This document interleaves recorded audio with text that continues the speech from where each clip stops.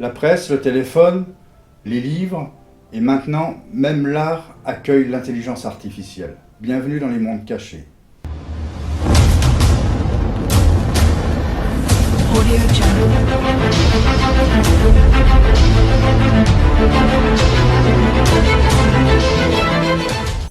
Si Google a racheté en très peu de temps, 18 mois, la totalité des entreprises robotiques, c'est qu'ils avaient un projet conséquent et qu'ils ne voulaient pas laisser la place à la moindre concurrence. Ce projet monumental ne renfermait pas que la robotique domestique, ni la robotique d'assistance. Cela n'est que poudre aux yeux pour les citoyens. Le commun des mortels ne saura que ce qu'il faut qu'il sache pour expliquer un tel investissement. Si demain je rachète l'or, parce qu'un effondrement se prépare, je ne vais pas préciser qu'il s'agit d'un effondrement ou d'un krach boursier. Cela éveillerait des soupçons, cela empêcherait les gens de me donner cet or, et j'aurais une concurrence énorme. Non, je dirais que c'est juste pour du recyclage et que je prélèverai un certain pourcentage pour reverser à une œuvre caritative. Ça passe toujours très bien auprès des citoyens. En médecine, en intelligence artificielle, en commerce, c'est pareil. On va mentir pour pouvoir avoir un monopole.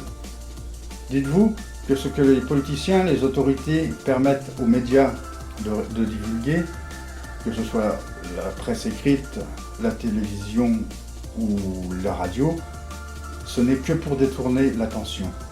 De cette manière, on donne une information explicative suffisante, de façon à ce que le citoyen n'aille pas chercher l'information, n'aille pas chercher le fond du problème. Et devinez quoi? Ceux qui me taclent de conspirationniste, ce sont ceux qui écoutent et croient les informations diffusées sur TF1, France 2, France Télévisions en général. Quand on sait que derrière ces chaînes se trouvent des puissants tels que Dassault et Bouygues, nous comprenons qu'il y a un conflit d'intérêts et que forcément l'information est travestie et ne nous arrive pas telle qu'elle devrait nous arriver. On ne reçoit pas la bonne information par des gens qui ont un conflit d'intérêts, donc il nous faut, nous, citoyens, aller la chercher, cette information, la confronter et la croiser avec d'autres informations pour en faire ressortir ce qui est juste. Je ne vais pas évoquer le compteur Linky immédiatement, mais pour le compteur Linky, c'est pareil. Si on ne va pas chercher l'information, si on n'écoute que ce que disent les gens dans les médias traditionnels, bien évidemment, il faut s'attendre à n'avoir que de la désinformation ou de la malinformation. La robotique principale est une technique d'augmentation. Pour noyer le poisson et donner du crédit à l'élaboration de cette robotique, il faut mentir. Il faut amadouer les citoyens. On ne va pas vous dire de but en blanc, ces technologies-là vont servir à la guerre, vont servir à nos militaires. On va d'abord vous les présenter comme étant un bienfait pour l'humanité via des images d'enfants mutilés, d'enfants estropiés ou infirmes de naissance. Vous l'avez compris, on va d'abord jouer avec l'émotion, avec le sentiment, ce qui caractérise l'humain, ce qui est ignorance à l'intelligence artificielle. Après, dans un second temps, on va vous montrer quelques images de ces prothèses mises au service des militaires et on vous dira que c'est fictif. On ne vous dira pas la vérité, on ne vous dira pas que ce sont les militaires qui ont testé les produits, que ça leur a permis de tuer énormément de monde. D'ailleurs, très peu de personnes le savent, en 2013, 3000 robots autonomes ont été parachutés en Afghanistan pour mener des combats. Ces 3000 robots autonomes ont été dispensés par les États-Unis, l'Angleterre et la France. Et ils avaient droit de vie ou de mort. Et je parle bien de robots, je ne parle pas de drones. Ça veut dire qu'ils étaient autonomes. Il n'y avait pas un pilote à des milliers de kilomètres qui les dirigeait. Les robots décidaient par eux-mêmes si la personne qu'ils avaient en face d'eux devait mourir ou vivre.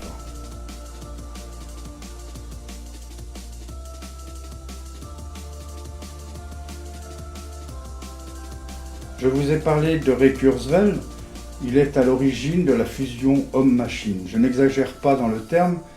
Son projet premier est le téléchargement du cerveau dans l'ordinateur. Il prévoit cette manipulation pour 2049 pour ma part. De ce que j'ai pu comprendre des écrits que j'ai lus, j'aurais avancé la date. Cependant, je n'ai pas d'informations suffisantes pour contredire M. Kurzweil. Face à cette annonce, ne soyez pas choqués, vous avez déjà commencé le processus de téléchargement du cerveau dans l'ordinateur. Vous avez très certainement dans votre portable des rappels d'anniversaire, vous avez très certainement votre agenda qui est surbooké. Sur l'ordinateur, vous avez votre Facebook, vous y avez très certainement mis des données personnelles. Dites-vous bien que si c'est sur Facebook, c'est aussi dans le cloud. Et si c'est dans le cloud, vous avez commencé à télécharger numériquement votre cerveau.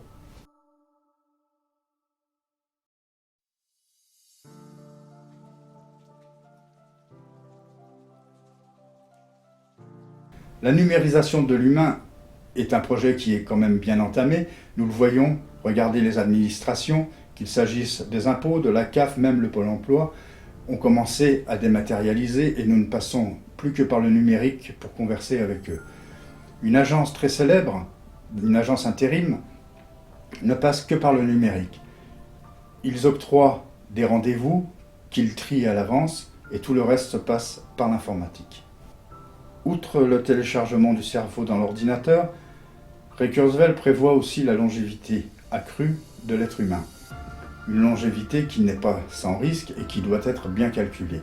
En effet, il lui faut travailler la plasticité cérébrale. Cette plasticité cérébrale va être utile si nous vivons 400 ans. Aux alentours de 2150, c'est ce qui est à peu près prévu, 400 ans. À quoi servirait de vivre 400 ans si c'est pour passer 320 ans dans un fauteuil en EHPAD avec un cerveau qui tourne pas plus vite qu'un brocoli? Vous l'aurez compris, il nous faut donc essentiellement augmenter cette plasticité cérébrale. J'ai deux anecdotes à propos de Ray Kurzweil. La première, il paraîtrait qu'il avale 200 pilules environ par jour pour travailler cette plasticité et pour préparer son corps à cette longévité. Et la deuxième anecdote, au cours d'un repas, ces anecdotes me sont venues de la part d'un médecin qui vraisemblablement a assisté à sa dernière conférence en mars 2013. Et au cours du repas, Ray Kurzweil, et ainsi que les convives, attendaient le plat suivant, peut-être le dessert. Et Ray Kurzweil a griffonné un dessin sur le coin de la table. Sur ce dessin, représentant une stèle, il a marqué son nom, son prénom, 1948 sa date de naissance, et à l'emplacement de la date de mort, il a marqué « Never ». Ça laisse envisager quand même tout le potentiel de ce personnage. Pour ce qui est de la numérisation de l'humain, il est très difficile d'approfondir le sujet davantage. Très peu de fuites d'informations émanent de la Silicon Valley, pourtant là-bas il en est question fermement et les chercheurs travaillent en ce sens.